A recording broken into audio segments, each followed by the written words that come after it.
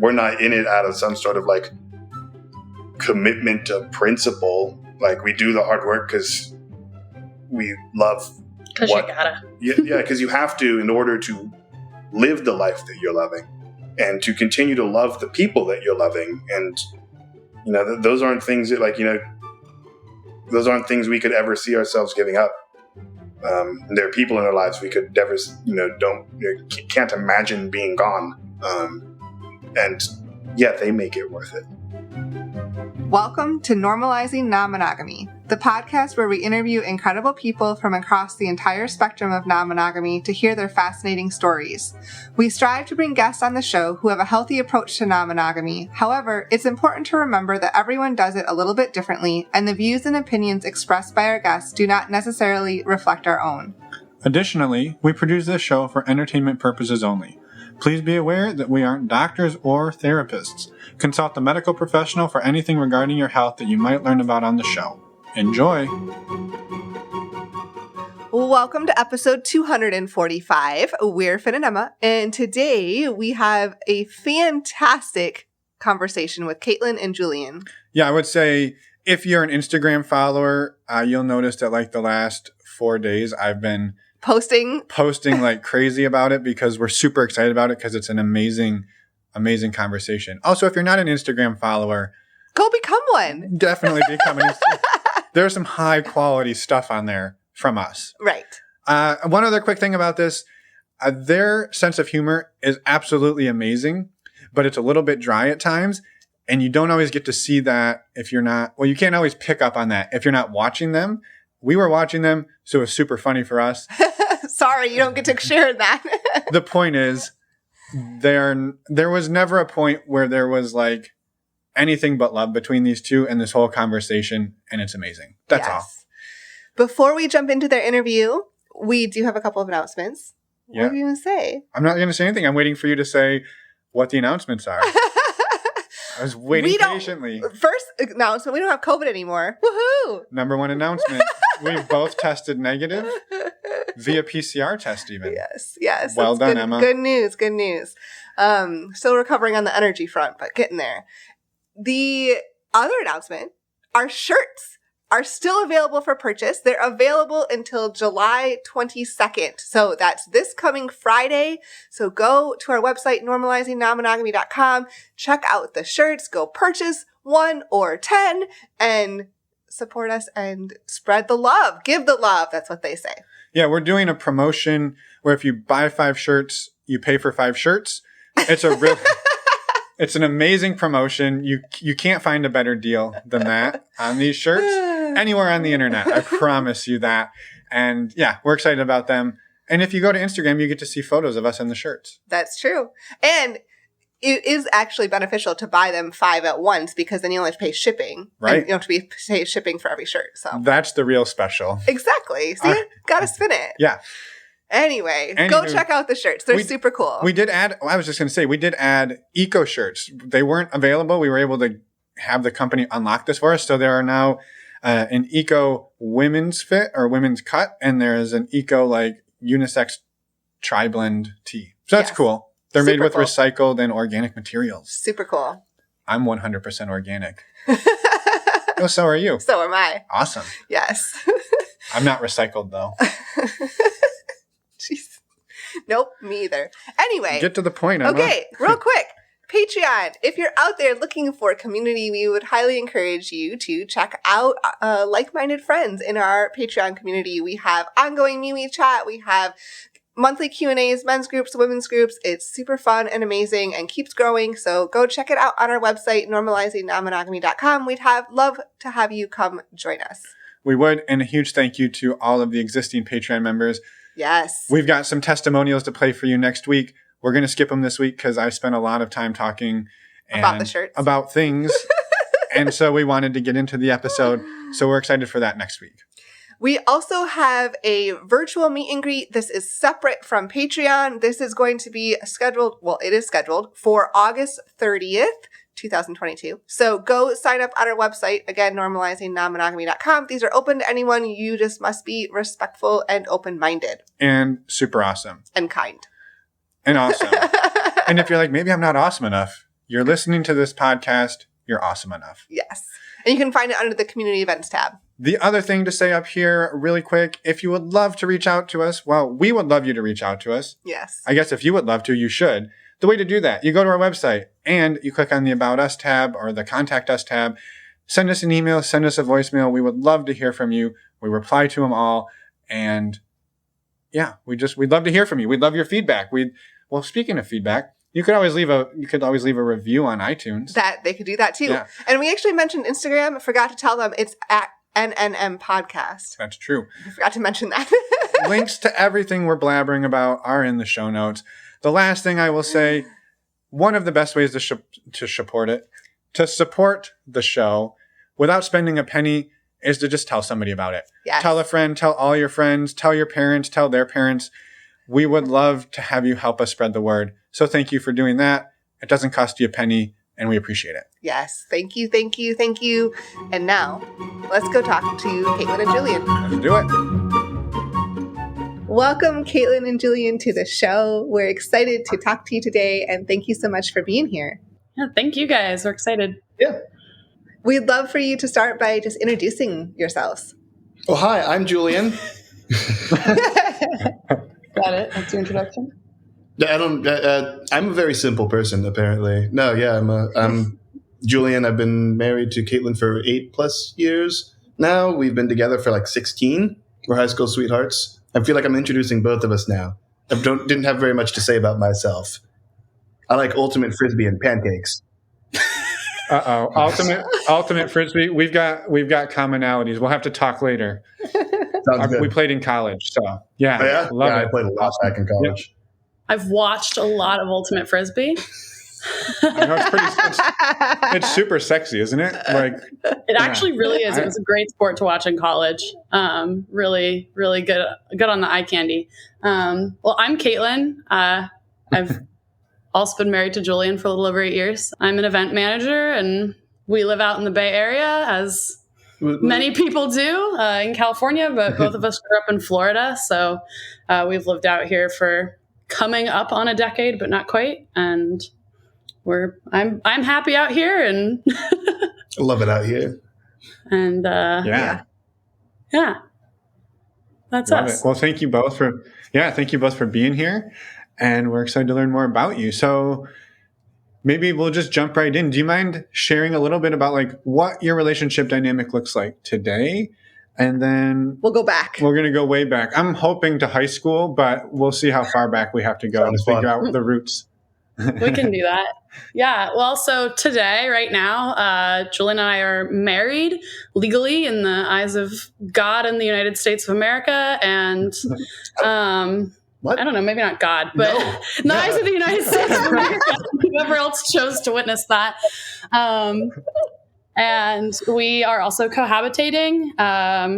And so we are, I think, from the front end of things, a really traditional heterosexual married couple. Like that from the outside. Yes. Yeah. However, I have a girlfriend who is married and currently expecting a baby, and I have a platonic wife who I married last summer. And then Julian can tell you about his additional partners.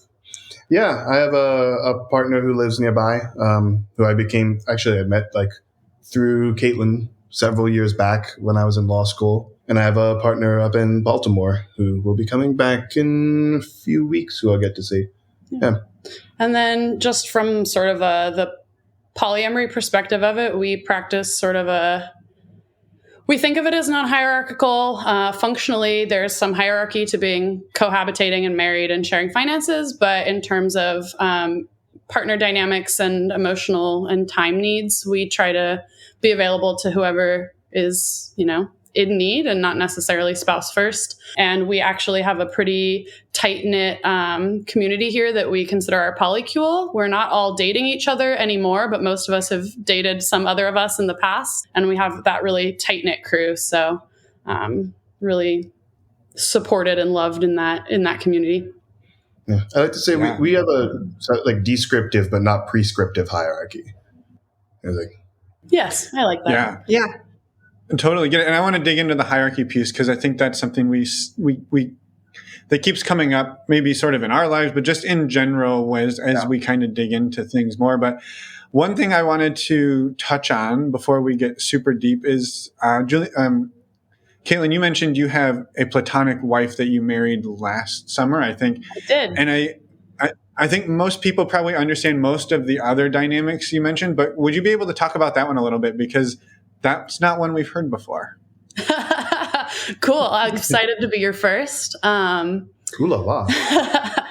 Yeah. Right. So I have a platonic wife. I actually met her because we were both dating the same man a few years ago. So we were metamors first, and we never actually engaged in a romantic one-on-one relationship, but we became really, really close. And she is sort of a traveler. She moves around a lot. She doesn't tend to have a really consistent physical home base.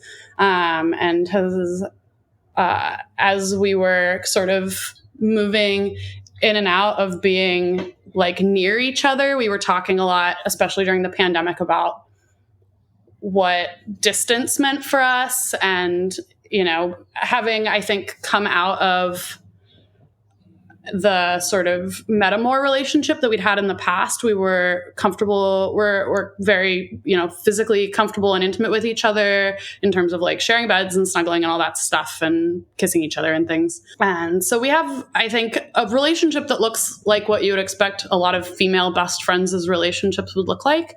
But we have a couple added sort of dynamics to it where we've been metamorphosed to each other. So we've been supportive of each other in sort of that tertiary relationship. We've been more physically intimate and decided that that's not something that the two of us want specifically with each other, but have had fun with in the past. And we've had, I think, a lot of practice in communicating about our needs and boundaries and kind of commitments to each other. And so it was actually, I think, April of 2021. We had been joking about getting married. I mean, I thought we were joking. I fully thought that we were kidding. And of the two of us, I tend to be like the grandiose romantic type, and she's more the not that. And she totally took me out of left field and proposed in the middle of a restaurant in Oakland with like a real ring and everything. And I did not know and was like crying, and people popped champagne. It was great. And then she thought she was going to get out of a wedding because she was like, oh, we were just going to wear rings, right? And move on. And I was like, you married an event planner. You proposed to an event planner. You have to have a wedding now. It's legally required. So we planned a little wedding, and we got married by the lake in Oakland, just with our closest friends, and then went out. First post-pandemic outing. Yeah, it was really great. And so she doesn't live here right now. She'll probably move back here again soon and stay for a bit, and then she'll leave. We talk regularly, and we're, you know, really supportive and direct with each other. She does not identify as polyamorous, which is funny. She's currently in the market for her own kind of primary partner that's not me, her primary romantic partner. So if anyone's interested in a non-specifically polyamorous, very attractive woman, hit me up.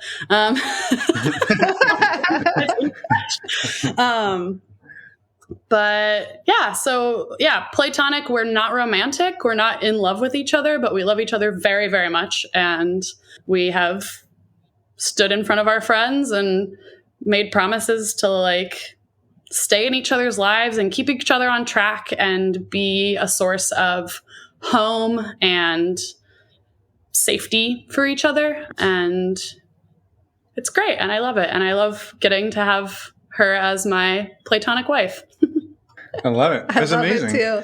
I have one question that I imagine everyone is thinking, and maybe they're not, but I'm thinking, is it a legal marriage in the eyes of the U.S. government and God, or is it a just we have rings and we've done all of the ceremony, but it is not necessarily a legal marriage?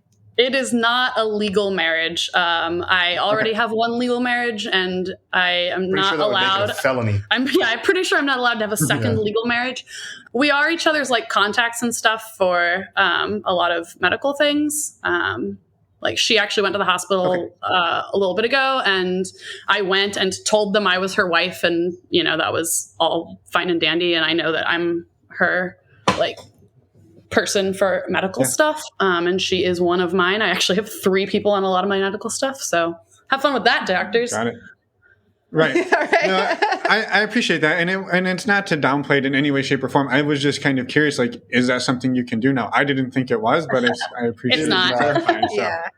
But no, it was bullshit. just the Anyway. pop and circumstance and the white dress. Love it. Yeah, and like you're an event planner, so why not have fun? Right. I think that like what actually it's like in certain cities have started recognizing like some sort of like civil union between more than one person. You're talking about the domestic partnership thing in Rhode Island. Maybe it's domestic partnership. Yeah, there was like some very minor step taken in the direction of recognizing non-monogamous family structures, but it was very small. Yeah. Yeah, for sure. Well, thank you, and have a great day. No, I'm kidding. So, how can we go back in time, and how did all of this begin? The whole non-monogamy route. Well, yeah, like what did your relationship look like in the beginning, and how did that evolve? Well, Looked like 2 obnoxiously cute teenagers on a school bus in the very beginning. yes, we fell in love on a school bus. That makes it sound really inglorious. We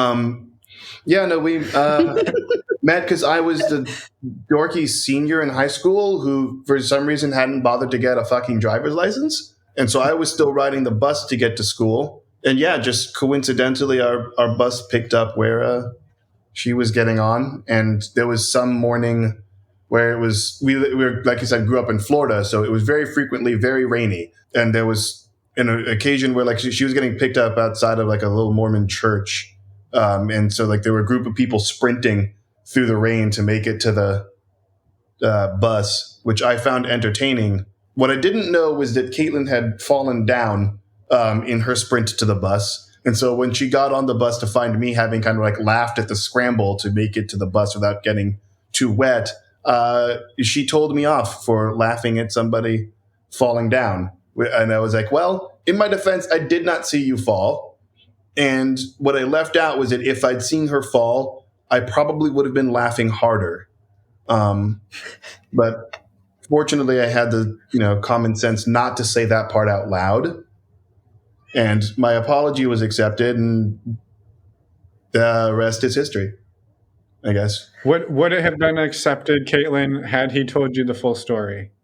At this point, I've known the story for so long that I feel like I knew it at the time, although I'm sure I did not. But also, I was a freshman and he was a very cute senior, and I was being talked to by the very cute senior. So I think I was like a little distracted by that. And in retrospect, I'm extremely proud of me for telling the cute senior off for mocking me. So like, ladies, you can speak up. Sometimes you marry them. I love that too.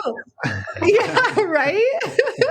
I love it. I mean, And our young relationship, I think, looked like a lot of high school relationships. I think we were really precious and very probably gross to most of the people around us. A little CD player with, 2 headphones with a CD player. Yeah. Or split earpods or whatever. Oh, yeah. 4 earpods. Yeah. And definitely we were like, that definitely was pre-polyamory. It was a very traditional high school relationship. But then I would say that the first sort of polyamorous moment in our relationship actually came really early, but it's one of those that sort of takes on the polyamory in context with 2020 hindsight.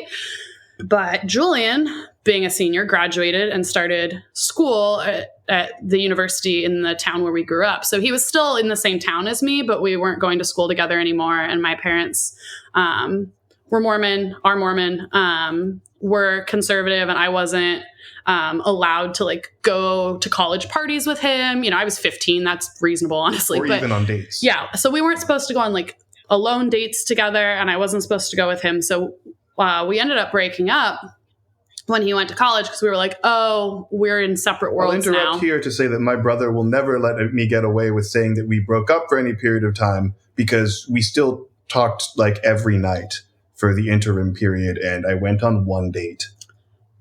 Yes. So this was our seed of a poly moment, which was very weird. We quote unquote broke up. We quote broke up, where we relinquished any traditional ownership over each other and what we were doing, and continued to talk constantly and stay emotionally very close, if not grow closer. And then I remember the night that Julian went on his date. And I knew about it because we talked all the time. And I was laying in my bed having this full 15 or 16-year-old meltdown, because I was like, the man I love is out at a bar with a woman that is not me, and I'm gonna die. We weren't at a bar. Wherever you were. I don't know where you were. It didn't matter. It does not matter at all. I just was, I was horrified. I was just spiritually wounded. And then my logical brain kept telling me that he wasn't my boyfriend, and I wasn't allowed to have an opinion on who he went on dates with or what he did. And so, clearly I got through that night. I did not die. Julian did not marry that woman. We got back together after 4 months maybe of our half of a not breakup. And I look back at that as actually this really important moment for me, where our emotional connection did not change at all based on his going out with somebody else. And despite the fact that I felt very, very threatened in that moment, I didn't feel like I got to feel threatened. And so I had to just sort of move through that whole emotional range on my own, which when we sort of revisited, or when we discovered rather sort of more formalized polyamory later, I kept thinking back to that and being like, you know what? He went out with someone else once before and he married you and he's still here. So probably you won't die this time either. Probably. Right? There's always a chance. So, right. Oh, I love this story. So you two got back together after 4 months, and then you were still in high school and he was in college. And so how did that relationship progress over the next many years? Well, when she turned 16, she was at least allowed to date. So we could do that, although there were substantial limitations on number of times. So suffice it to say, I don't think her parents were ever particularly pleased that she was dating a college student, non-Mormon.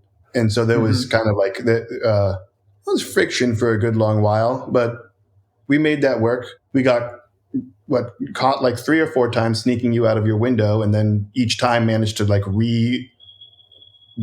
beat down the security system again and sneak her out of her window. So we got time together that way.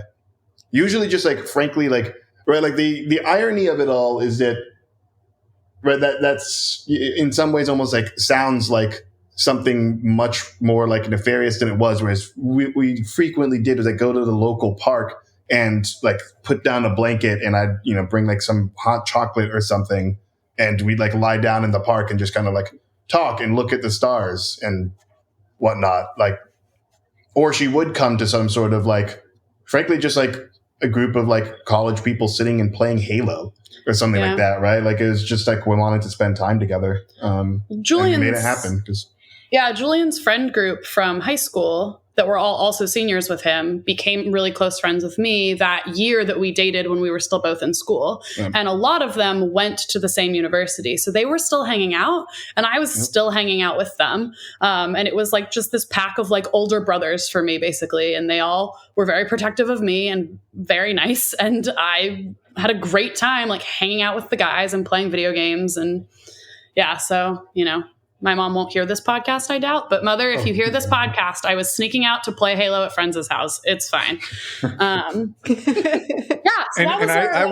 I will confirm, if you were hanging out with people who play Ultimate Frisbee, you were probably playing Halo and other video games. It was a very, honestly, low key. For all the things I could have been doing sneaking out in high school, it was very uninteresting.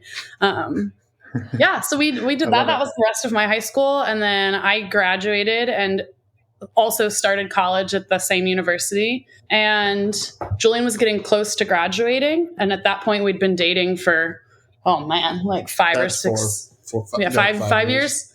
Yeah. So we've been dating for about 5 years at that point. And then when I was in my senior year of college was when Julian was looking at going to law school. Actually, I And suppose I was more looking at going to grad school and somehow flopped into law school. Worst decision of my life. PSA, don't go to law school. Yeah. Yeah, so we were talking about that and about him. You know, he was looking at schools all over the country, DC, New York, out here, Stanford, down in San Diego. So he was looking everywhere. And I was about to graduate, about to start a career. And when we talked about it, I said, here's the deal. I will gladly follow you anywhere I will gladly follow you anywhere with no questions asked and no strings attached if we're married. I will just shut up and follow you anywhere. If we're not married, I will do my best to follow you, but I will put my career options first. And so if that means that I'm a few cities away or I'm a few states away because you go somewhere that doesn't work for what I need to do, then so be it. And we'll give that a go. And you know, we'd been together for a while at that point, and Julian agreed he wanted to marry me. Yeah. Yeah, so, I already knew I wanted to marry you. Yeah, so we did that. And we got married before we moved to California, specifically because... Just a few months before. Yeah, I wanted to do it before we moved because all of our family and friends were back in Florida. And I didn't want to like plan a long distance wedding. And I didn't want to fly everyone to California to get married. So, we did a wedding in the summer of 2014. Or spring, rather. Spring of 2014.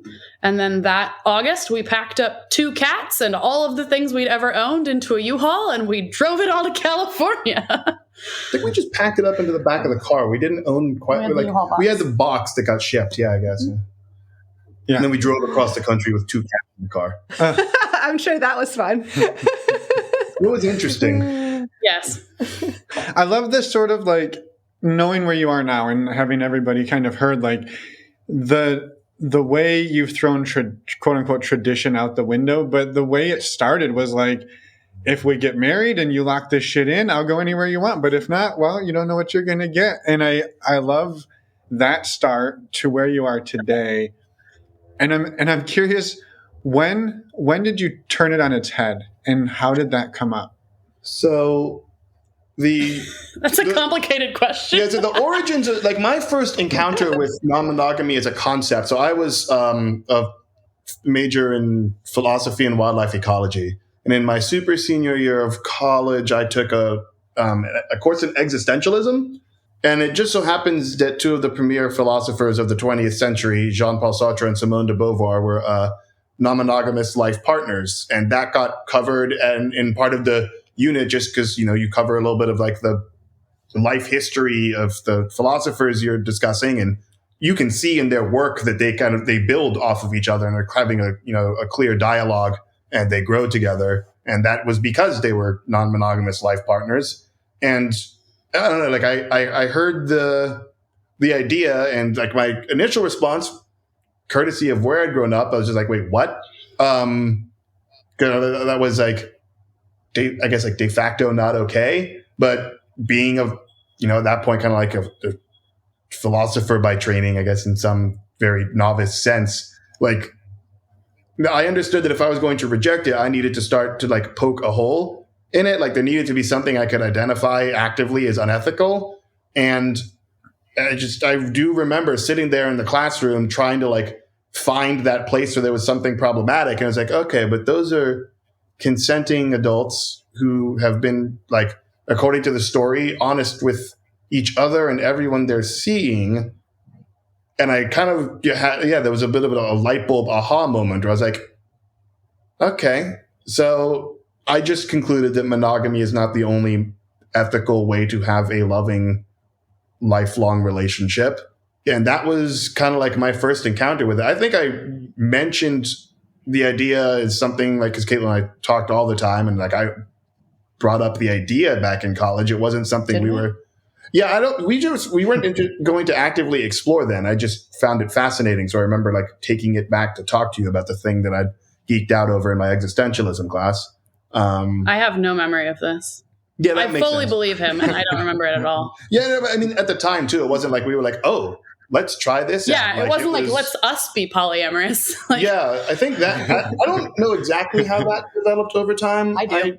Yeah, I think in college, and I'll let you tell that part of the story, but like the end point was right after we moved out here, where I think we already knew we kind of wanted to explore some like additional elements to our relationship. Like I don't think we were poly when we decided we wanted to like go try out a swingers club for the first time.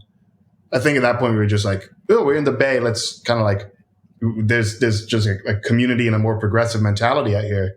But Dossie Easton swung by Stanford for a visit during my first quarter of law school at Stanford.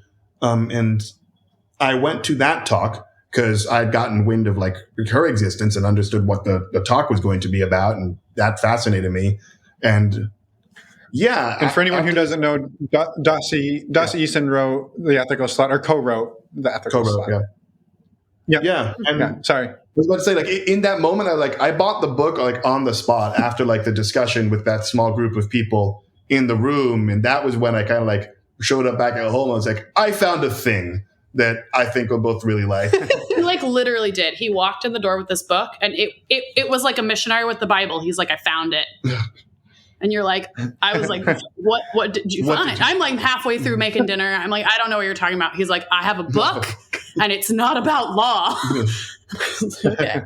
I'm thinking now, just as we tell this story again, that Julian sort of brought one piece of our movement into polyamory, and I brought sort of the other side. And so Julian was kind of the philosophy end, the vocabulary end. Julian kept like coming back. Yeah, the intellectualism. Julian kept coming back with the increasing exposure to the different varieties of relationships, and particularly the different varieties of, polyamory and non-monogamy that were happening in the world to other people, and coming back with not only information about how those things were working, but that other people were doing them, and the language that we needed, I think, to really get going in a functional polyamorous relationship.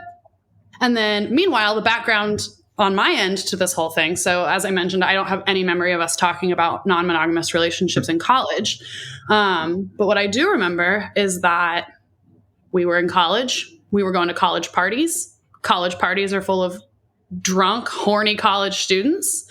And many of them are either single or unattached, or they've been in shorter relationships. And Julian and I were in this sort of weird place in college where we were in a pretty established, half a decade long relationship already that put us at odds with a lot of our peers in that sort of social setting where people were like making out with each other and hooking up. And Julian and I were in the corner sort of trying to participate, but kind of unable to by virtue of the rules, capital R, of society. And another confounding factor is that I am pansexual. I knew that when I started dating Julian. He's known that about me the whole time we've been together. And as is, sort of tradition in a lot of American colleges, men like when women kiss each other. And so we were often at these kind of college parties where there was a lot of social pressure and encouragement for me to explore a part of myself that is true, which is that I like kissing other women. And we stumbled a little ass backwards into some of that, in that I sort of got drunk a few times and did some stuff that probably wasn't super respectful of my relationship with Julian. But rather than like freak out and us have big fights about it, we, for the most part, talked about it and muddled through. And I think there was a specific point towards the end of college together where we had come up with this agreement. And it was that if I was put in a circumstance where I got to kiss a girl, that was okay with Julian, as long as I found him a girl that he could also kiss, which in retrospect is like absolutely wrong. Toxic. Do not do that. Like, please don't do that. But this is the stumbled ass backwards part. Yeah. But we were so dumb, and it was working for us at the time. And it was everything we were doing then was purely casual at parties, etc. But I think that was a really important piece of when we got out to California, when we were looking at things like swingers clubs. We'd already been through this experience of like having independent kind of physical experiences and rejoining at the end of the night. And we would like separate at parties and then come back together. And we had been doing it in a pretty low key, safe way. Like we hadn't been hooking up with other people, just making out in corners. But we'd sort of explored the edges of that a little bit in college, and it had been fine. And so then, I remember Julian coming home with this book and being like, I found it. I found the good word. We will be baptized immediately. And I... very biblical talk for a family of atheists. I grew up with Mormons. Yeah. What do you want? But It's amazing. Good. And then on my end of things at the same time, so Julian's going to law school. Julian goes to this Dossie Easton talk, I think sort of randomly. I think you just decided to go. I don't remember it being like a plan. There wasn't like, and I'm going to this thing. But he went and he came back. Meanwhile, I rarely have plans for anything, so that tracks. Yeah. Meanwhile, I was like slightly in love with a woman at my office, and this was early. Oh, okay, I was slightly in love with this woman at my office, and I had really told anybody about that. I didn't really know what to do with that information because I was, we went to swingers clubs maybe twice, but like that wasn't the same thing. And I worked with this girl, and she was like kind of my age, and I thought she was very pretty. And I didn't just want to like go to a swingers club with her. I wanted to like take her to dinner and bring her flowers. And I did not have any, framework for that. And so right when Julian comes home with this book written about how we all can all just date whoever we want forever, and just many of them, I was like mid-personal crisis about how to deal with the fact that I was having these feelings for someone that wasn't my husband. And like, do I just let them shrivel and die inside of me, or do I bring it up, or like, what do I do? Do I just like jump off a cliff now and like end it, and then I just don't have to worry about it? But yeah, so he comes home with this book, and boom. I remember reading the book, and like I've read it a few times, and there are parts of it now that I think I have the thought process to critique, but at the time I just read it, and I think it struck both of us the same way, where we were like, this is exactly what we want to do. Like, it just felt right to me, and it felt right to me in a way that is kind of hard to describe. It just clicked. It resonated. Yeah, it resonated. There was something very authentic in it. I think both of us had communicated over the course of college. We knew that we both had crushes on other people. We were never the type of couple who were like, oh, I have eyes only for you and I never have feelings for anyone else. The idea for us behind like commitment at the time was that like, you make the active decision to remain faithful to each other, not that your brain just loses all human sexual and romantic attraction. That was never how we were under the impression that relationships worked. And so, yeah, we both were already acclimated to the idea of like crushing on and developing emotional attachments to other people. And in some sense, like that book was just like, okay, so you like the book was permission. Yeah, the book was just like, okay, so why does commitment allow you to do like get the emotion to a certain place and then not continue to authentically explore where that like emotion and that connection and attraction might go? Like that's a very artificial line to be drawing. And so I think there was some element that was very intuitive for us. You're kind of speaking in terms of like, hey, I met this person of the opposite gender or a gender different than mine, and or even the same gender, right? Then we hit it off. We're really great friends. We're both sexually attracted to each other, but we can't. We just have to shut it down. Yep. And we can be quote unquote friends where we both know there's this whole other level, but that's not allowed. And you're saying this was the permission to say like, yeah, fuck that. We can go to that next level and see what that is. And maybe it's more, or maybe it is just friends. Like it's kind of similar to what you said, Kaitlin, about like, yeah, me and my platonic wife, we tried the next level, and then we're like, nope, that didn't work. Now we're back to this place. Yeah, I think that's exactly correct. And I think Julian and I are well, I've met polyamorous people who sort of actively choose polyamory and make that choice consciously every day on purpose. And they have to do it every day on purpose because it's not necessarily their default. My girlfriend is one of those people. She would not have opted into polyamory, I think, in a different version of her life, but she has in this version, and I'm very grateful for it. Whereas Julian and I are both the sort of, I'm going to call us innate polyamorous. I think that it is surprising to nobody who knew me as a child that I need like 8 people to snuggle and like 8 people to make cards for. I have just like a lot. I am a little in love with everybody all the time. And it's very fun, but it also means that like finding polyamory made sense to me in that way, because exactly like what you were saying, it gave me this mental permission to explore the depth of all of my individual relationships without arbitrary rules about what those depths could be or where those relationships could end up. And Julian's a similar guy. Julian would live his most ideal life, I think, in like a giant compound with like 300 people who all just really, really love each other. 300's a lot. Like Julian's the ultimate I've been called herd poly. Yeah, herd poly. I mean, so like I just like love having a community around me, like people where at least a number of them would be partners here in this ideal world. It would almost be like a tribe. Yeah. Well, and did I catch it right that before the Das Easton talk, before you found the non-Bible Bible, you had gone to some swing clubs? Was that just like the welcome kit to San Francisco makes that what you have to do, or was that part of like the swing clubs after the Ethical Slut? That's the swinger clubs were before. We only went, I think, once or maybe twice. They weren't really our scene. Yeah, well, specifically that one was the one I think we're thinking of is not our scene. Not our scene. That seems like a pretty intentional decision, though, to like go, right? Yeah. Like you don't just I guess you can stumble into one probably in San Francisco. No, I mean, we had to like apply and send pictures and stuff. It was interesting. No, so it was in part the welcome kit to San Francisco. You know, we were moving out to like slutty hippie California and figured we should see what that was about.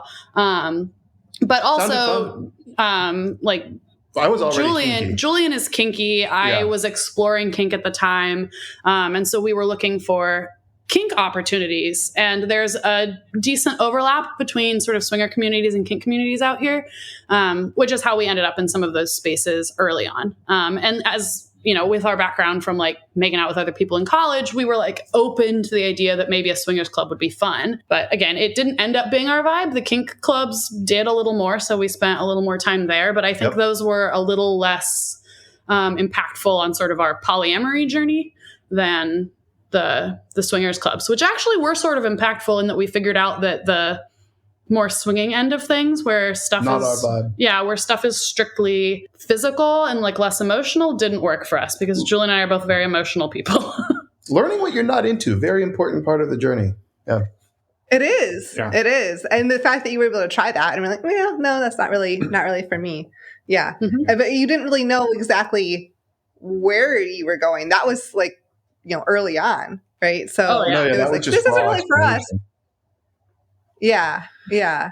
So was the first time you tested let's say the love or the emotion, the feelings, was with your coworker who you were initially slightly in love with, and it sounded like Julian was skeptical that it was a slight amount?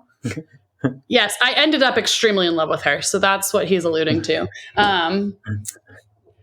Yeah, was that the first test, really? I suppose it was. Yes, I briefly dated that like a woman named Holly. Way back in the day, we had an interesting, I think, beginning. We tried dating as a couple once. One time, rapidly discovered why that's not considered a good idea. It's very awkward. It didn't make sense to us. It's like, wait, how do you broach a first kiss? Wait, like so the two of you went on a date with one other person or with another couple? Yeah, with one other person. Yeah. Sort of unicorn hunter vibes, but we weren't trying to unicorn hunt. We just both matched with her, I think, on an app and figured it would be easier if the three of us went out together. And we definitely were like, oh, maybe we would date someone like together, but that has never happened, not one time. We have both ended up dating the same person, but Kaitlin got together with not her as a unit. Like a year after I did. Yeah. We've never dated as a unit. Yeah. We like read the book and we sort of decided we were going to be polyamorous. And then we're just going to do that now. And so there was this sort of weird early phase that I would say the first year or so where I was Create a mostly dating app profile. It's like, okay, how does modern dating work? Also, like, I'm in law school. I did there was no I'm not going to find Stanford Law is not where a bunch of polyamorous end up. No. There are a few of us scattered in between. Some of us keeping it pretty on the down low, but overall, right, law school is a lot of people who are focused on their reputation and rather conformist and straight-laced as far as social expectations and standards go. So it was I definitely wasn't going to be finding partners within my immediate cohort. Yeah. So yeah, right. So in the early section, we were sort of dating haphazardly. Like, we were using OkCupid and other dating apps. I would say Julian was doing more dating than I was. In general, I think he was more motivated, and I was a little in love with this girl at my office, so I was a little distracted. Especially by that. When we moved in with her. Yes, then we moved in with her. I will say she was not. She was not dating me. So as far as this was really relevant to the polyamory of me and Julian's relationship, because he knew I was super in love with her. But her opinion did she know? She knew, but didn't. She just sort of tried to ignore it. And so that was very complicated and bizarre. That's a whole other podcast, that relationship just by itself. Yeah, that would be an episode. But but it did, in that same time where I was pining over this woman a lot, Julian was sort of going on dates. So he was doing sort of the, functional prescriptive thing, and I was doing the emotional thing. Once again, we have sort of the intellectual side, and we have the feeling side, and I was the feeling side and Julian was the intellectual side. And I was looking for the feelings. It didn't happen for a little bit. Yeah. And so we did that for a bit. And we started telling people we were polyamorous, and then they would ask us how many partners we had or how long that had been the case. And we would say 3 weeks and none. And we were like, okay. I love it. But we're confident we're poly, and we're going to declare that. Yeah. We're going to declare that, and that's the case. Yeah. First real big partnership was it would have been me and Heather. That was in my second year of law school. That was, I suppose, so it was a test. So almost a year or so into, or a year and a half-ish into the declaration. And you answered my question perfectly that I was going to ask, which is basically you read the book and you're just well, this is us now. Yeah. And we just flipped a switch and we turned on the polyamory and away we went. I love it. Yeah. Yeah. Yeah, that's pretty much it. I was I feel I'd love to have a better slow growth moment, but no, we didn't really have a slow growth moment. We did all of our growing after we made a decision. Oh, and then we read all of the books. At least I did. You did. I read Opening Up and then stopped. I read more than 2. I Googled. I was polyamory books, and there at the time were 2 of them or whatever, and I read them. Listening to podcasts occasionally. Yeah. Yeah. How long ago was this? Was fall of 2014. 6 months after we got married, we were monogamy, fuck it. Yeah, so about 8 years ago. Okay. Yeah, just to give a little bit of context in the time frame. Yeah. And you said you did all of your growing, or a lot of your growing, let's say, after the declaration was made. So what did that growth look like? I mean, some combination of riding a thrilling roller coaster and stepping on a rake.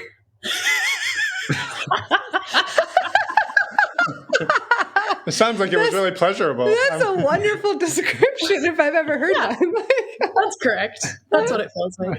Well, and I think our growth probably, I think our growth happened in sort of 3 directions. One was sort of our growth as a couple, as a unit, as a polyamorous couple, as a polyamorous married couple. And then obviously we both, I think, had our own individual growth experiences from that. And for me, my biggest growth from the beginning of our relationship that I am eternally grateful for, and I recommend to anybody, whether or not you are polyamorous, was that I was really forced to really like myself. And it was so good for me. And I maintain that it's really not that difficult to like her. Thank you. I think I'm great now. Unless you're her, because I can admit that the like self-love and self-like are It's a challenge. Yeah, those could be harder. Yeah. Well, I'll quote my great sage Brene Brown.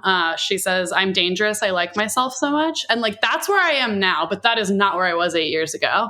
Yeah. And Julian has always had the more sort of active dating life in terms of regularity of dates and being out of the house. And when that started happening early on, and I was like, I know we talked about being polyamorous, but I didn't know it would mean that you would leave me here by myself. I failed to follow this thing of I was like, hold on, wait. I thought I also got to do stuff. And a lot of that was on me. I'm not great at dating apps. I don't like them. They make me unhappy. And so Julian, I think, also doesn't like them, but perseveres better than I do. Yeah, And I was going to say, I cannot claim I enjoy them. I view that they seem necessary in order to meet people. Necessary evil, yeah. Necessary evil. Yeah, that's exactly what they are. Yeah. But he was out a lot, and that was very hard for me at first. Made me feel very lonely. And then I would like lay in the room and I would just, create narratives about who he was with and what she was doing or what they were doing or where they were. All of which were inaccurate. All of which, Of course. That's always how they're are. always inaccurate. But I would create all these stories about what was happening. And it wasn't all even your traditional jealousy thoughts, which I did have. Maybe she's like way prettier than me. Maybe she's like way more mature than me or way smarter than me, or maybe they could just click better and this is the end. I definitely had those thoughts, but I also had a lot of thoughts where I was just like, why does he get to go to a nice dinner for the third time this week? Like, why am I microwaving chicken and he is out on a nice date? You ever microwaved chicken in your life? I have, when it's leftover from when I cooked it the night before. But to say, I don't think you weren't putting ovens and shit. You're not going to put chicken in a microwave.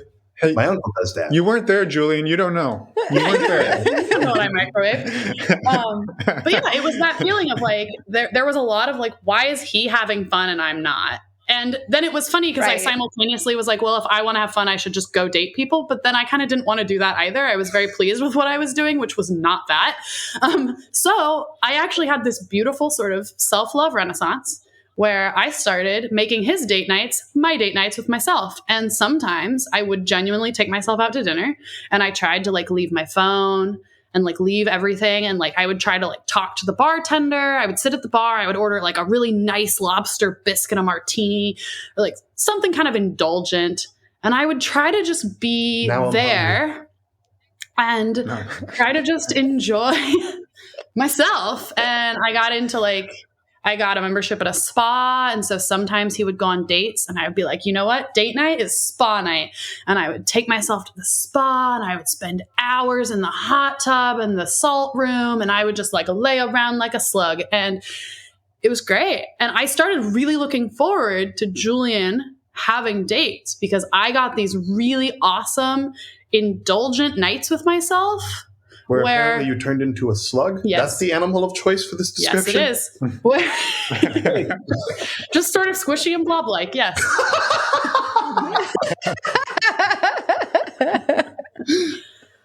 Oh my goodness.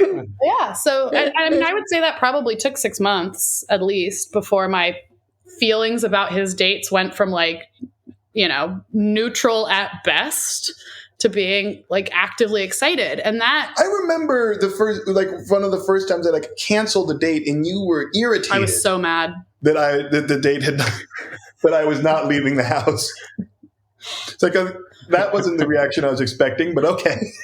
Yeah. I was like, I was going to drink this rosé and watch Twilight and you have ruined that for me. I love it. I love it. Yeah. I love it. And I want to just say, like, you're like, well, that took about 6 months. Like, that's not very long. Like, to me, 6 months is pretty fast to be able to come full circle on the, like, this, I'm laying in bed frustrated and maybe crying or scared or worried to like, why aren't you going on more dates? Like, that's a big shift in a relatively short period of time. Yeah. Why are you still here? Well, and I will caveat that with that got me through that sort of first, I don't know. I had a couple mental breakthroughs about polyamory as we went along. And the first one was that sort of self-love aspect and the being alone aspect and the really valuing my time with myself, which was what hit me first. I was more confronted with that than I was by the threat of Julian's sexual life or the threat of his emotional life. I was more just threatened by my existence as like an independent person in this world. And so I dealt with that in the first 6-ish months. But I hadn't yet dealt with those other two things, which then I had to deal with as his, series of first dates changed from that into second and third dates and girlfriends and like new casual partners who I wasn't threatened by because they were only going to be here for 10 minutes and then leave. And then, so. Yeah, the first year and a half, right, nothing really like snowballed into a lasting relationship. Yeah. I guess the first major right in that category was when it was clear that I, for the first time, was falling in love with somebody else. Yes. And that was, about a year and a half in. And then I had to deal with that, which was not the same thing. Yeah. No. It goes from more casual feeling to much more serious. Oh, Well, yeah. and I want to definitely dig into that, but like maybe it'd be a good time to like check in with Julian, like what was going on for you through all of this? Like, because Kaitlin's like kicking back with Rosé, slugging it up in the spa. Like, what's going on your end? Like, you're navigating this as well for the first time. Yeah. I don't know. Mostly, actually, like I feel like most of my struggles were probably very akin, actually, to what like most like single monogamous people are going through on dating apps, which is like the frustration of like the kind of constant rejection. Like while she was working on self-love, I was getting my ego was taking a beat down because, you're on like dating apps and stuff, and on OkCupid where you had the option of like sending an introduction message, you put a bunch of effort into introduction messages and then nobody responds. And like on something like Tinder, you swipe right 200 times before you get a match, and then 1 in like 5 matches turns into a conversation, and then 1 in 5 conversations turns into a date. So it's just like this like ongoing grind to even get to meet people like face to face and like interact as human beings rather than as just like kind of like a game of hot or not on a screen. And yeah, there's like something like, for me, a lot of it was feeling like I was dealing with more like frustration and kind of like hopelessness. And, when we did go out to events and things, I mean, in some senses, I've always had the kind of like the perception in the background that I had to emotionally grapple with, where like Kaitlin could avoid being on the dating apps because she didn't need to be. Because when Kaitlin goes places, she's hot. People pay attention. Like the attention actually just kind of like naturally comes her way. Whereas like I'm a, large black guy in largely white spaces. I'm my own version of quirky and odd, as may have become apparent during this conversation. And like there was not that kind of like natural flow of energy and attraction and interest towards me. And it was difficult to grapple with that from a self-esteem perspective. I would say and that didn't necessarily stop when I like fell in love or did have serious partnerships. Like a lot of my growth over the course of this is been like not so much like self-love as in just like kind of like it's like self-esteem and self-worth, because it can be hard to like view yourself positively when it feels like so many other people are not viewing you that way. Like there's so many other people you're like a hard no. And it's like, well, what's wrong with me? And like the reality, of course, intellectually is that it's, in chemistry, nobody has chemistry with everybody. And like, you're never going to be all too many people's types unless you're like Shakira levels of hot. But it's, like the thing that I was really grappling with was how tough it is to like get anyone's attention. Definitely like caused a number of like body image issues for a long time. I ended up in spectacular shape, but at some cost to like, I think like healthy self-worth and like definitely at some cost to my mental health. And in the middle of all of this, I was in law school, which is one of the most soul-sucking, grueling, dehumanizing experiences within, like, I think the educational system writ large. So yeah, a lot of what I was pushing through wasn't like the jealousy elements because Kaitlin wasn't dating too much. And also I discovered I'm just kind of like lucky. I'm one of the people who doesn't experience much in the way of jealousy. He really does not.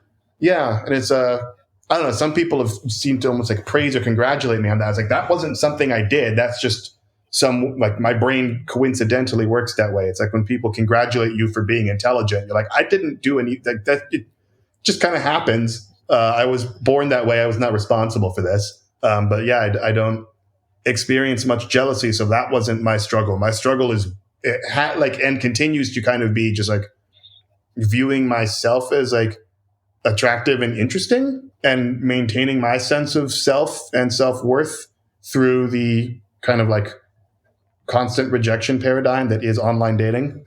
And yeah, I was like, as somebody who was like in law school and as a student, I wasn't in many places doing many things. Like huge portions of my time were occupied by all of the work I needed to be doing. And so I wasn't, it wasn't like in college where like my lifestyle probably would have made it a little bit easier to be poly, because, you participate in clubs and sports and you go to events and things. Once I was in law school, like mostly I was just surrounded by my fellow law students. And, even, a year and a half in, when I did end up falling in love, it was with one of the very few other law students who was, I discovered was non-monogamous. So it wasn't through like a dating app. It wasn't somebody I could find that way. It was actually she was one of my friend's girlfriends at the time and had no idea they were non-monogamous until like several months later. That story can also be its own other podcast of like us kind of like discovering each other, because it turns out she was also kinky and everything. So like, but for a while we were both like sitting there in law school, like, okay, I probably shouldn't tell anyone anything about us because people around here be judgy. Yeah. Yeah. Well, thank you for sharing all of that too, because it's really each of you were going through. Well, like I think Kaitlin said it a little while ago, your own individual relationship discoveries, but very separate individual growth journeys as well. Yeah. And that's very evident after everything that you both shared. Yeah. I just, it's something I hadn't really thought of about the psychological toll that you said, right? You swipe right on 200 people. Let's say if you're lucky, 5 of those turn into a match and 5 of those turn into a conversation and 1 of those turns into a date. It's really hard to believe that one person is like, I don't want to say right, but like, it's so easy to take all of the negatives, right? All of the rejection and say like, man, there's like hundreds and hundreds of examples of people saying like, I'm not good enough. This one person, like, yeah, I don't know if I trust him, right? And then you just get really shitty on yourself, and like, I still remember like one of the most terrible feelings is if you're on Tinder and you set like, you're like, oh, like within like, you have like a 10-mile thing, and if you swipe to the point where it's like, oh, no one else within this thing, it's like, Jesus fuck, there's no one like within 10 miles of me. There's nobody attracted to me. Cool, that feels great. Right. Yeah. Your brain doesn't go, oh, well, only some people on Tinder. Your brain is convinced everyone's on Tinder. A lot of people. Yeah, the whole world. The entire world. Well, and I think it's really true that there's a lot of a sort of emotional struggle to the dynamic between like loving yourself and loving other people, whatever your relationship structure is. That like polyamory doesn't fix, even though I think some people would expect it to, and potentially exacerbates depending on like who you are. And like one thing I can just think of off the top of my head is every single one of us that's had a long enough or a deep enough emotional relationship with another person, it doesn't have to be romantic, has like walked into a room with that other person and been like, man, I am ugly today. And had that other person be like, no, you're not. You're beautiful. And you are like, fuck you. You are full of shit. And you're supposed to say that. Yeah. You have to say that. You're obligated to say that. That was part of the marriage contract. Yeah. Every one of us has done that. Those of us with spouses have done it a lot. And you start just tuning out the people closest to you. And so when you're talking about like, should I listen to the opinion of that one person who went out on this date with me, or like the 199 that didn't, we all do that. And I have talked to some people that sort of seem to think that being polyamorous or having multiple partners would increase your sense of self-worth, and maybe it could. I would hope it does. But it doesn't necessarily. And then you just have like more people being like, but you're gorgeous. And you're like, you're all lying to me. All 5 of you. You're all biased. All of you are lying. And all the other people in the world that aren't you people are correct. The other thing I've pointed out is this is more along the joking line, but it's specifically men. Once you mention you're polyamorous, they're like, oh, it must be like great for your ego to have like, you know, they, with a whole bunch of women. I was like, I need you to understand part of this and that. So you imagine your one relationship where when you do something dumb, you hear about it. Now imagine you're in 4 relationships and they're in communication with each other. When you do something dumb, 4 people are giving you shit about it.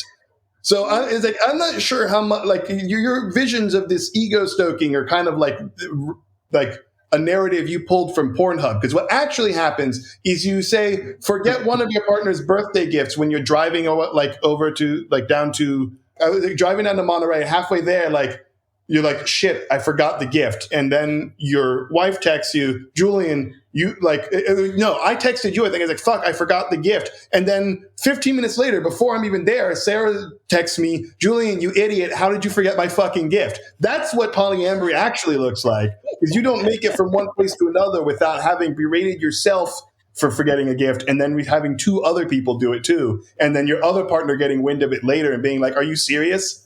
Polyamory. Yeah. Best and most dangerous once your partners unionize. Yes. Yeah. Yeah.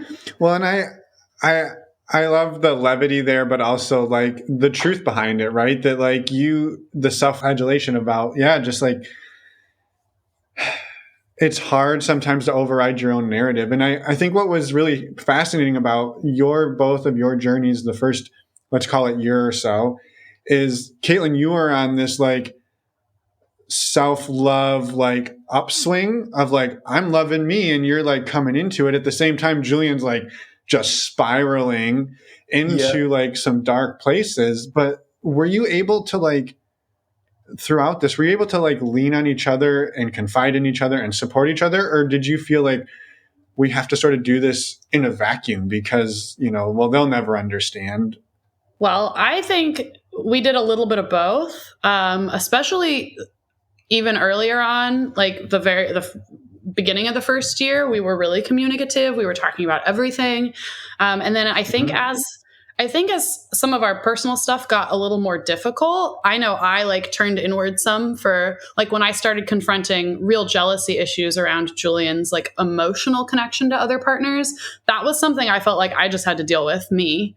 And I did. And I think, we keep bringing up law school, but the law school was a really like difficult confounding factor for us. Yeah. Julian was really stressed and really busy. And that spiral was occurring on far more fronts than just the polyamory thing. A lot of it was tied up in like living on 4 hours of sleep every day and trying to read like hundreds of pages a week. Yeah. And so what I think we got really good at doing eventually, not early on, this was a long process, but what we got good at doing was finding ways to like come together to co-regulate. Yeah. And then dealing with our individual things as much as possible on our own when we needed to. Part of it being that sometimes I did like a lot, like, with 2020 hindsight, I can see with clarity what a number of the things I was struggling with were and how various things are impacting me. But at the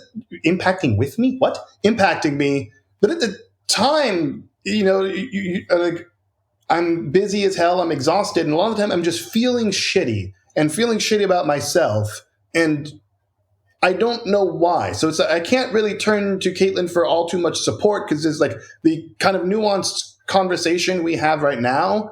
I didn't have like that level of self-understanding. I'm not even sure how much of like that, like the vocabulary of like self-knowledge and self-learning I had at the time.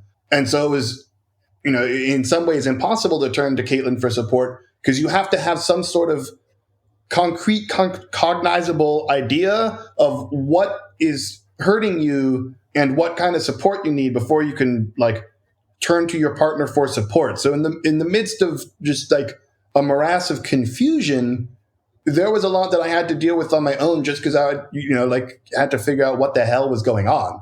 And I think it's worth noting that during this same period, Julian got diagnosed with depression and ADHD.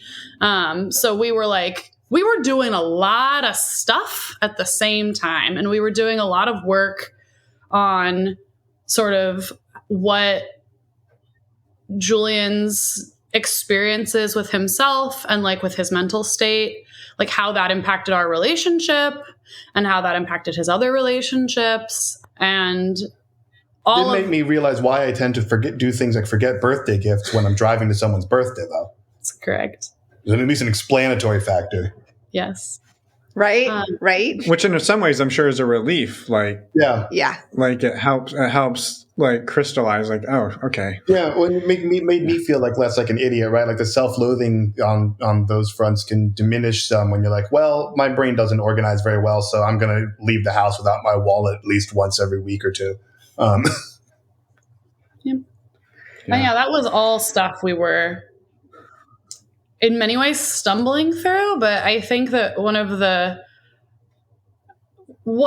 the sort of central, vibes that Julian and I have like as a couple and that we've always had, regardless of how great or bad we've been doing at any given moment, we've always had this sort of intense dedication to both giving our relationship like every chance it was going to get.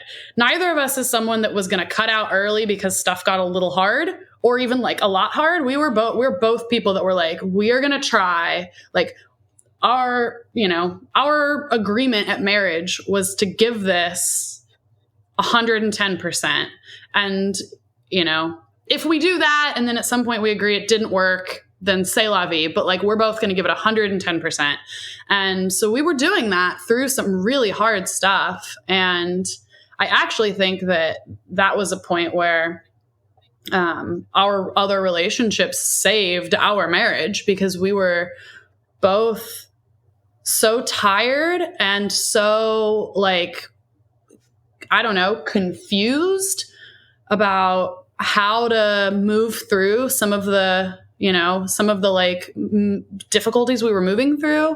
And we'd gotten to a point where we were both inundated with our own issues enough that we really couldn't lean on each other because we were both both running on empty. And so it was like just this sad, mutual, broken down car in the street. And our partners were tow trucks and it was great. And they came from both ends and like rescued both of us in some ways from each other, like long enough to take a break, long enough to reset, long enough to, I still remember there was, it was family and community, right? Like because like any given person kind of goes through like, dips and upswings. And as a couple, sometimes if you both dip at the same time, it makes shit really hard. And that's, community and like chosen family come in as kind of like saviors then, because the more people you add, the lower the odds that everyone's dipping the same way at the same time. Yeah. Yeah. We've both, I think that was one of those moments that kind of like cemented how much like we valued the level of community that being non-monogamous often brings. And obviously you can accomplish that without being non-monogamous, but for us, there was a very strong communal factor that remains tied into our like non-monogamous lifestyle. And there are other people we can very much count on if like we're in mutual downswings or just in need of some form of like support. And also obviously other people who you're emotionally intimate with and close to are going to bring other perspectives to like, whatever you're experiencing or however you're behaving. There's just the raw logical advantage to multiple viewpoints that comes in. So yeah, it has done a lot. Like there's been a lot in terms of like supporting us and helping us both grow. And I do still remember I had a partner that I was seeing at a point where Julian and I had been having a really rough few months together. Just a really rough time. I remember this. I was on a date with this other guy who I'd been seeing for a while. We were really comfortable together. I was honestly really relieved to like be out of the house. And I was like, I'm just going to like leave it behind and forget about it for an evening. And of course, I didn't do that. I ended up gushing about all the things I was stressed about, as many people do.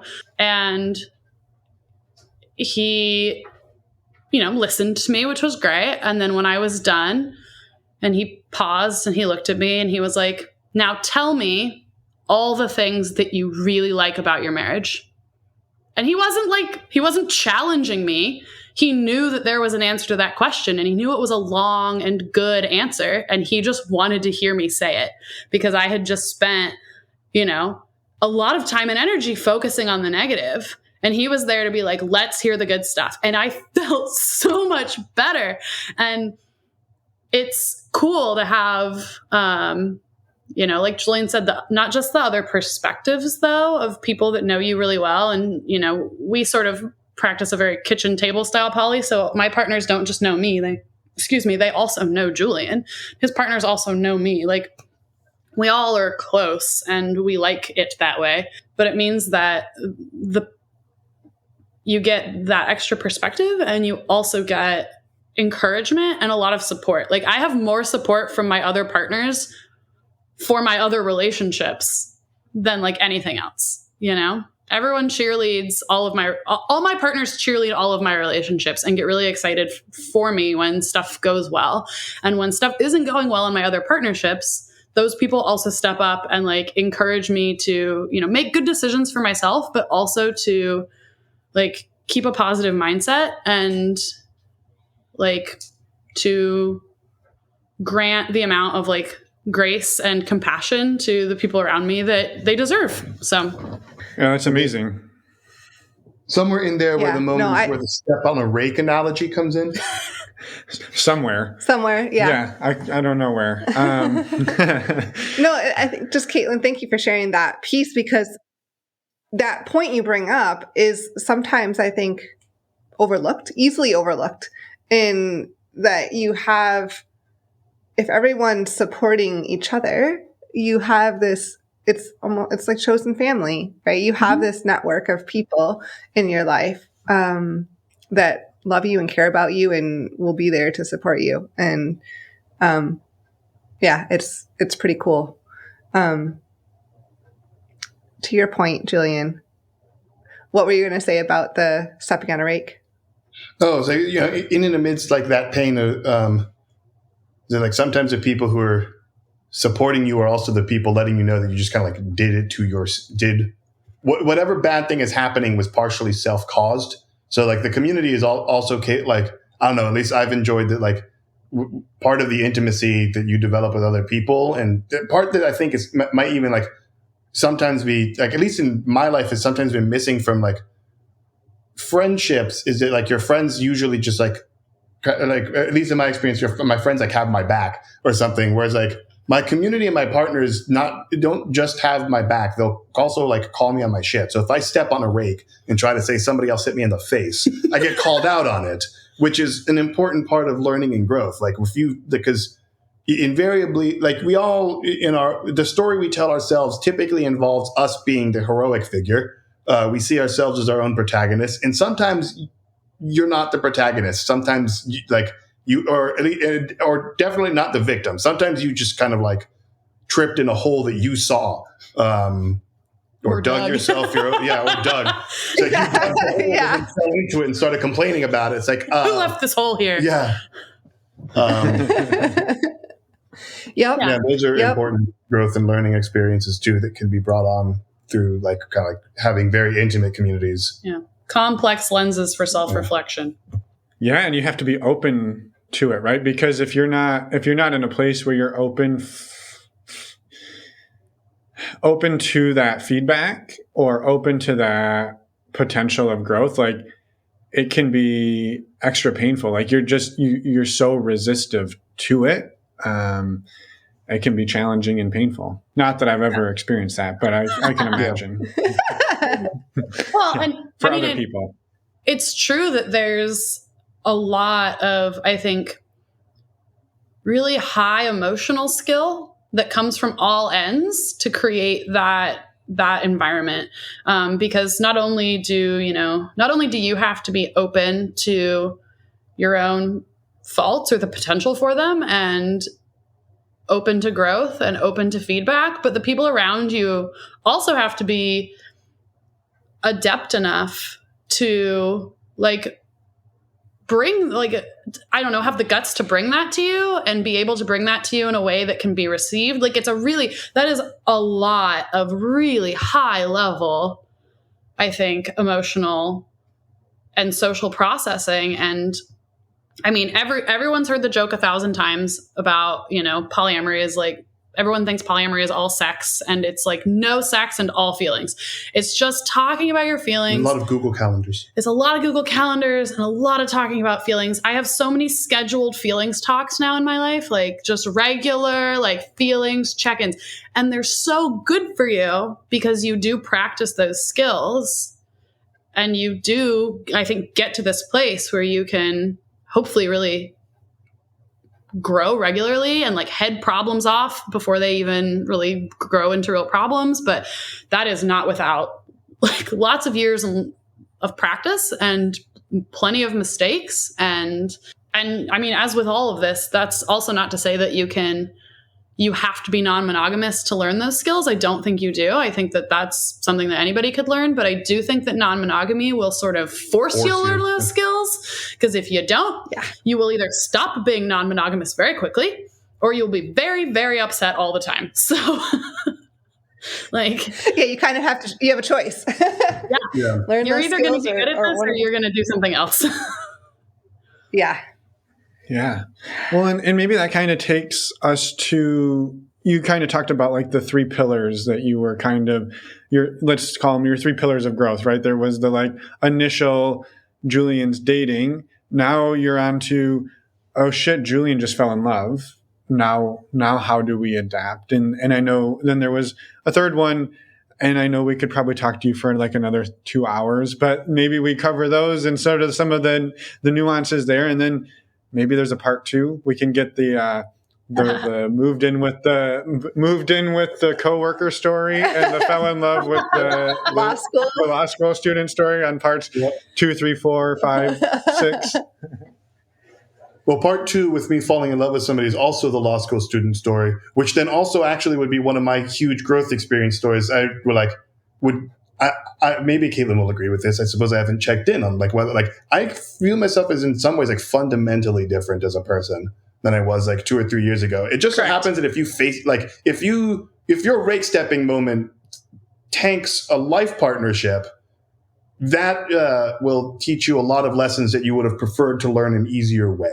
And so that is the story of the law school student I fell in love with, who fortunately I am back to being friends with now and talking to, but that came to a tumultuous and unfortunate ending, which kind of like was transformational. Yeah, well, I mean, that sounds, maybe it is best to do that as part 2 and part 3 so we can get into that like and give it the justice it deserves. No law joke intended there, but I think that would be great, because if it truly did bring you out the other side as a different person, and Kaitlin, you were pretty emphatic about that. Like, I don't want to gloss over that. For me, yeah. I mean, and there's angles to that I think could be covered a lot faster. Like, you know, me dealing with Julian being in love. I think that's a much shorter story. I mean, we can run that part if you want. You know. Go for it. Well, I'm wondering if maybe like we just keep everybody like waiting with bated breath and leave them with a cliffhanger. But maybe we could. One of our favorite questions to ask people is around a blooper, and it doesn't have to be necessarily sexual. It could be just relationship or just whatever. But we tend to throw that in towards the end to just sort of show everybody that everything doesn't always go perfectly, which I think you've proven, but it's always good to drive the point home. And I have one other comment, but I'll save it till post blooper, because so if you have a blooper, we would love to hear it. Oh man. Oh. I was like, of course you're like, they don't have to be sexual, but of course my first like 8 are all like just horribly awkward sexual moments. Well, no. Then let's hear all 8. That's totally fine. You don't. They didn't say they don't have to be, but they can. When you and I are thinking of simultaneously. I wonder if it is. I think it was less weird for you. I'll tell you my favorite funny sex blooper. I was out with this woman at the time was our mutual girlfriend. We weren't dating her as a unit, but we were both dating her independently. But it was her and my anniversary, and we were out late at our anniversary, and Julian was on a date with another woman. This is the one. Back at home, about an hour away. And so she and I finished up what we were doing, and we get in the car, and I'm like, text Julian, let him know we're on the way home. So she does. We're driving, and the whole car ride, she and I are talking about how tired we are. We've been at a concert. We've been jumping and screaming and drinking, and we are just ready to go to bed. And we are like so excited to get home and go to bed. And I'm like, I hope this woman is not still at the house. Not because I have anything against this woman that's on a date with Julian, but because if she is, I'm going to have to be nice. And I am out of like emotional energy to meet somebody and be nice. And I just want to put on pajamas and go to sleep. And this other woman that's in the car with me is like, yeah, absolutely. I agree. I hope she's not there. So we get home. Lights are all on in the house. Doors are all open. She's clearly not here anymore because when someone's there and you're having a moment, all the doors are closed and all the lights are off. No, all the lights are on, all the doors are on. We're like, great. And so she and I, like arm in arm, go storming into the bedroom when we round the corner, and there's Julian face deep in another woman.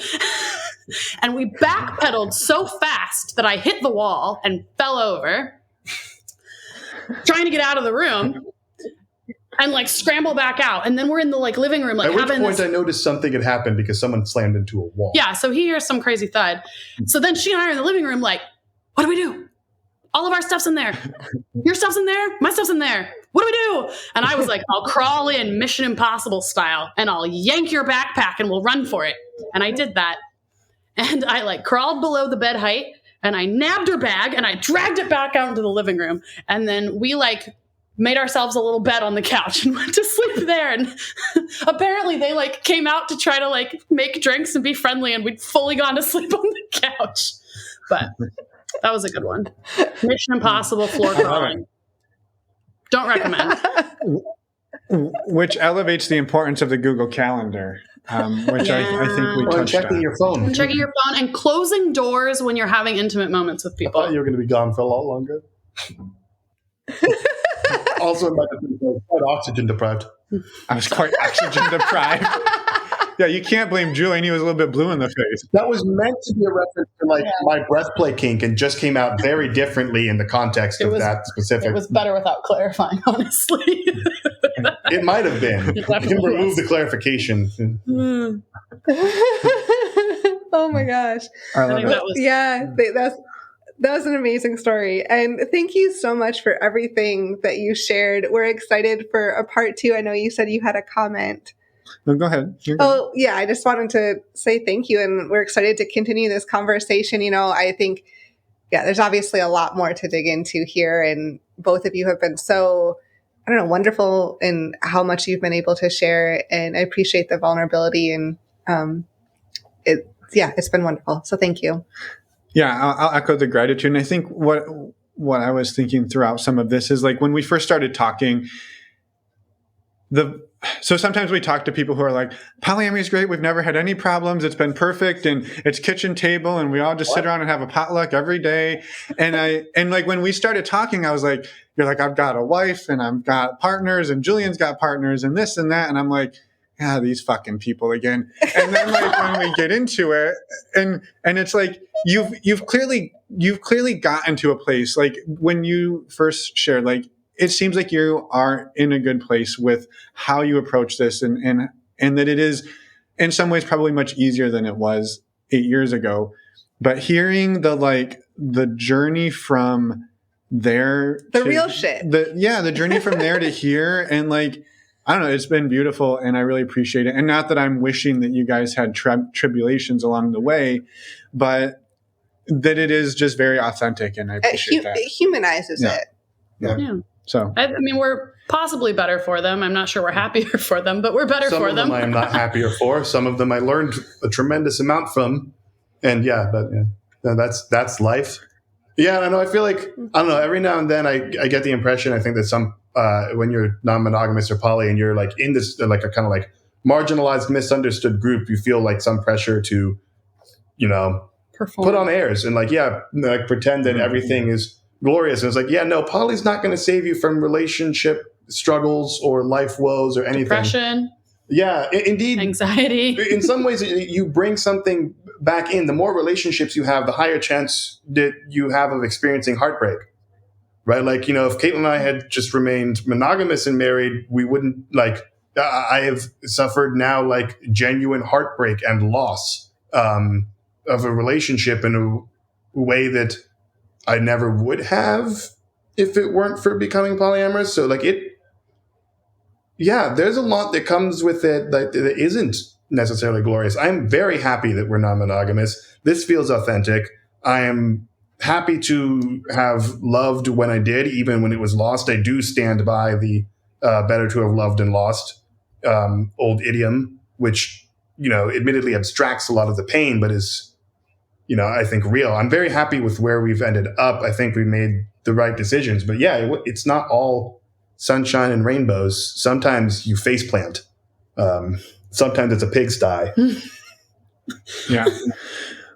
Well, and you, like you said, right? Like you touched on it earlier, Kaitlin, I think was like, we both agreed to like wake up every day and give this 110% and that we were going to try and like, we don't give up. And I think there is I think easy for people from the outside who haven't really done polyamory to be like, but damn, that's hard. Like, why?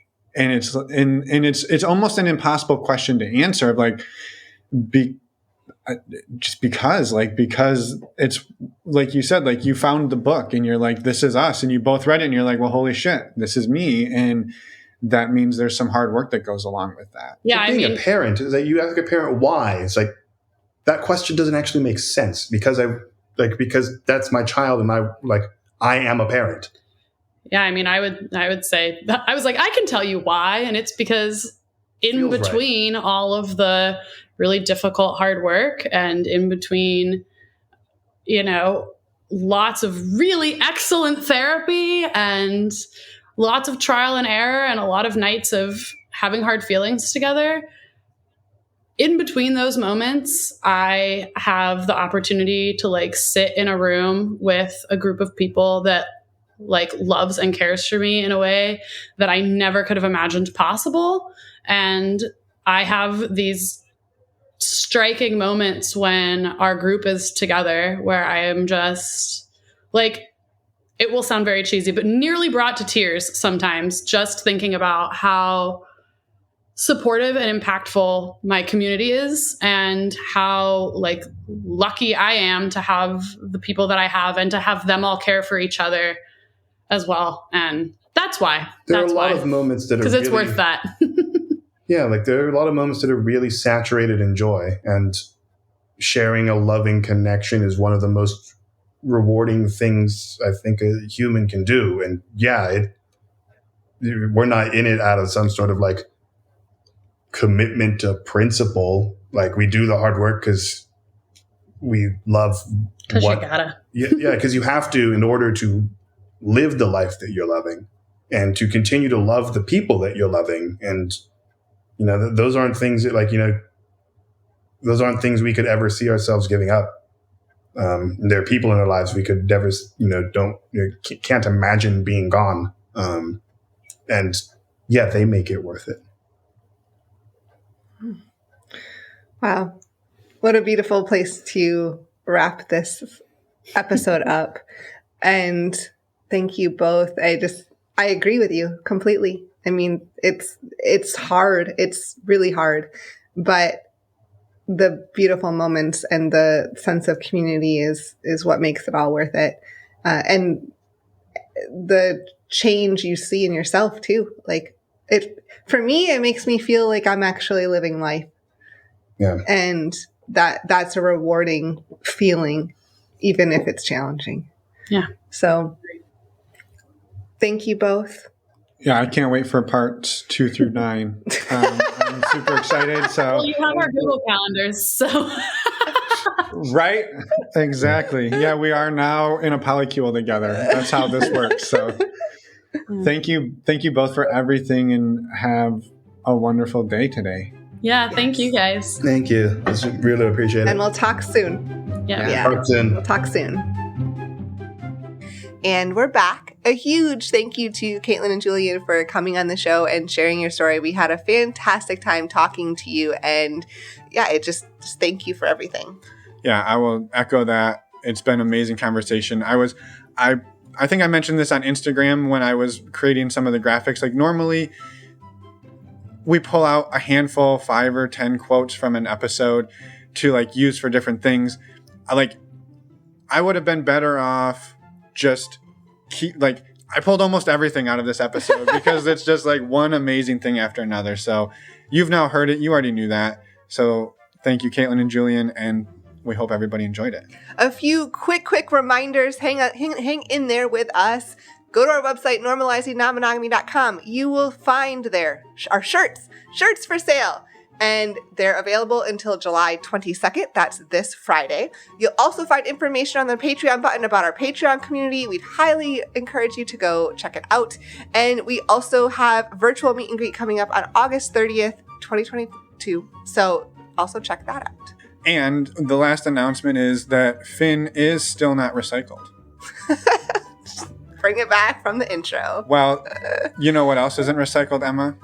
STcheck.com. The test, the STI tests at STDcheck.com. You get a fresh one every time you go. That's you don't important. have to use a recycled one. No, that'd be like using. You know What is it like? Tell us what it's like. I was gonna say Using a used condom? no. I was gonna say that'd be interesting. But I was gonna say using recycling a COVID test. You don't want to do that either. That's true. Maybe that's why I kept testing positive. I was trying to save money on yours. Right. Oh, that's not how it works. So the point was, STDcheck.com is Emma and I's favorite way to get tested for STIs in a non-recycled fashion. This is a service we use. We've been using it for years. We absolutely love it. If you haven't listened to the show, take our word for it. We are not filling you with bluffs. We're falling apart. I think I still got COVID brain. It's fast, it's easy, and it's low cost at $129 for a 10-panel test. When you use the links on our show notes and on our website, they help support us financially, and you save the $10. So, did you get all that? I think they got it. The tests are brand new, certified organic, non-recycled. I made up the organic part. Go check it out. And But we certify that they are awesome and amazing. that's very true. On that note, we will let you go. But first, we want to We'll let you go, but no. But just first, kidding. but first, we have this Friday, we have another Focus Friday episode coming out. It'll be all about community and building community, and that's going to be a conversation that we had with Mr. and Mrs. Jones of the We Got a Thing podcast. So we're super excited about that. And next week, regularly scheduled interview, correct? Correct, yes. With Can confirm. That's an inside joke. If anybody gets that inside joke, send us an email if you can guess what TV show it's from. Right. That's And true. if you get it right, we'll send you some swag. First person to get it right gets the swag. And if there's less than 10 of you, probably get some swag. All of you will get swag. There you go. Anyway, what's next week? An interview. Yes, A regularly scheduled interview. I was trying to hand it off. I don't know. I can't see your notes around this microphone. Bex Caputo. Yes. We talked to Bex a couple of weeks ago for last month's Focus Fridays, and we are bringing him back for this one. Well, Yes. for this week to just talk about his personal story. That's next Wednesday. That's true. This has gone off the rails. Well, I don't know that it was ever on the rails. True. Thanks for hanging in there with us. In there. Thanks. We're doing great. Thanks for hanging in there with us. Have a wonderful rest of your week. Do you got anything else? We'll see you Friday. Bye, everyone. Thanks for listening.